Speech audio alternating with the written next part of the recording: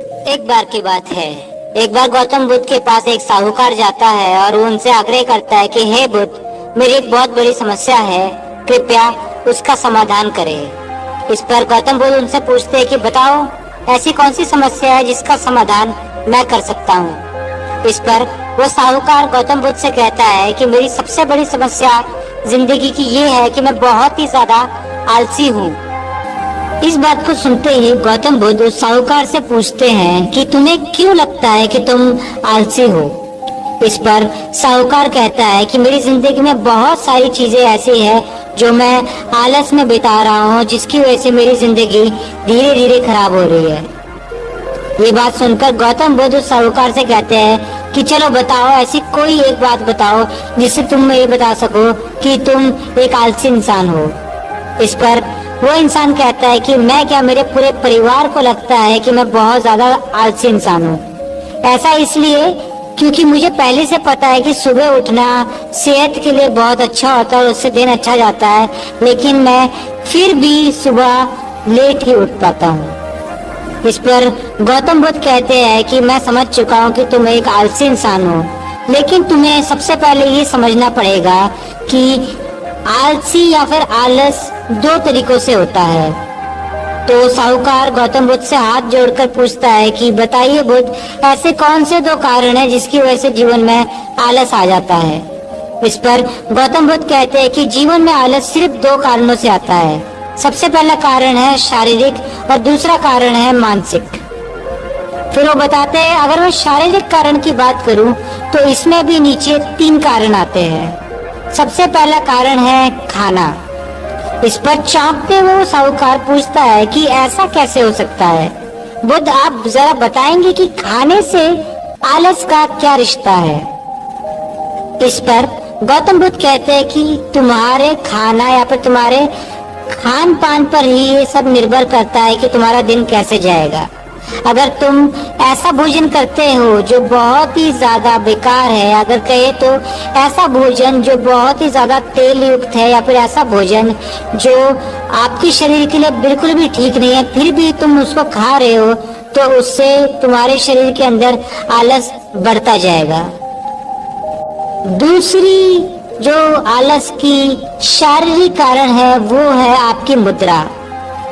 और इस पर गौतम बुद्ध कहते हैं कि मुद्रा से मेरा ये अभिप्राय है कि आप जिस तरह से बैठते हैं, जिस तरह से लेटते हैं, जिस तरह से बैठ के सोचते हैं, ये सारी चीजों से आपका आलस से जुड़ा होता है। अगर आप सही तरीके से नहीं बैठते हैं या फिर सही तरीके से नहीं लेटते हैं तो आलस आपका धीरे धीरे बढ़ता चला जाएगा। इसके बाद वो शारीरिक कारण बताते हुए उसका तीसरा कारण बताते हैं। वो कहते हैं तीसरा शारीरिक कारण है जिंदगी में लेट सोना और समय पे नहीं उठना।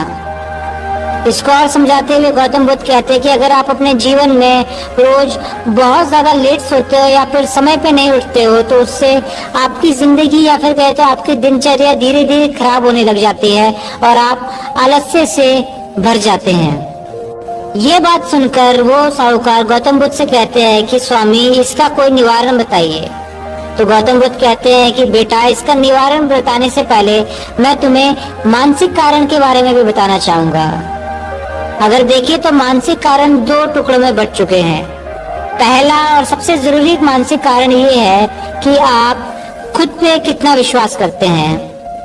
कई बार ऐसा होता है कि हम जिंदगी में कुछ चीजें ठानते हैं कि हमने ये काम करना है, लेकिन हम उस काम पे अपना पूरा का पूरा फोकस नहीं लगा पाते या फिर पूरा का पूरा ध्यान हमारा उस काम पे नहीं रहता है। क्यों? क्योंकि हमें कई बार ऐसा लगता है कि ये काम हम पहले भी कर चुके हैं और पहले भी हमें इसमें निराशा ही मिली है।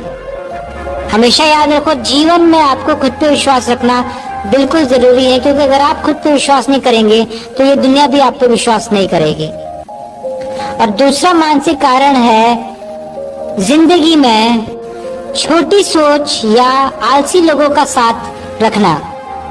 अगर तुम जीवन में छोटी सोच रखने वाले लोगों के साथ या फिर आलसी लोगों के साथ रहोगे तो तुम भी धीरे धीरे आलसी होते जाओगे। फिर हम वैसे ही होते हैं जैसे हमारी मित्रता या फिर हमारे आसपास के लोग होते हैं। तो वो साहूकार को अंत में समझाते हुए कहते हैं कि जीवन में हमेशा याद रखो, अगर आप अपने जीवन में आलस्य को खत्म करना चाहते हैं तो दो बातों का जरूर ध्यान रखें कि आपकी शारीरिक एवं मानसिक आलस्य के जो कारण है उन पे आप अच्छे से काम कर पाए। तो दोस्तों, इस छोटी सी कहानी से हमें ये सीखने को मिलता है कि हमारे जीवन में अगर आलस्य आ चुका है या फिर हमारा जीवन आलस्य से भर चुका है तो हमें अपने जीवन को सुधारने के लिए अपनी शारीरिक एवं मानसिक क्रियाओं को सुधारना होगा। मैं उम्मीद करता हूँ ये कहानी आप लोग को अच्छी लगी होगी। अगर हो सके तो इस कहानी को दोबारा सुनिएगा ताकि आपको अच्छे से समझ आ सके कि ऐसी कौन सी शारीरिक एवं मानसिक क्रियाएं हैं जो हमारे जीवन में आलस्य लाते हैं। मैं उम्मीद करता हूँ इस कहानी से आपके जीवन में बहुत सारी खुशियां आए और आपके जीवन को एक राह मिल पाए। इसी उम्मीद के साथ मैं आप लोगों से गुजारिश करूंगा कि हमारे चैनल को सब्सक्राइब करते हुए बेल आइकन जरूर दबाएं ताकि हमारे अन्य आने वाली वीडियोस को भी आप देख पाए। तब तक के लिए धन्यवाद।